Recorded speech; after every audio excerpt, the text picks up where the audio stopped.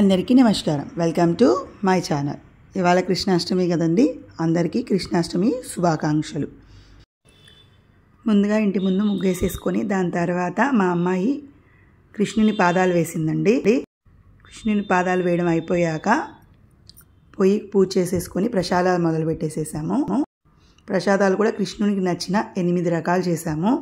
కృష్ణునికి అటుకులంటే ఇష్టం కదా, అందుకని అటుకులతో దద్దోజనము, పాయసము, పొంగలి, లడ్డు ఏమో అటుకులతో చేసాము, మిగతా ఏమో వెన్న. కృష్ణునికి అది ఇష్టం కాబట్టి మనం కంపల్సరీగా వెన్న అనేది పెడతాము.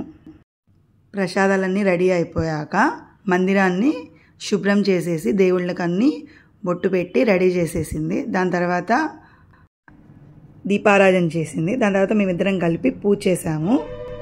పూజ అయిపోయాక మా అమ్మాయిని టెంకాయ కొట్టమంటే పాపం దానికి రాలేదు, అందుకని నేను కొట్టి దాని తర్వాత ప్రసాదాలన్నీ నైవేద్యంగా పెట్టాము.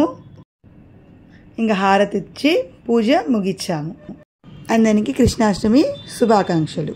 Please like, share, subscribe to my channel.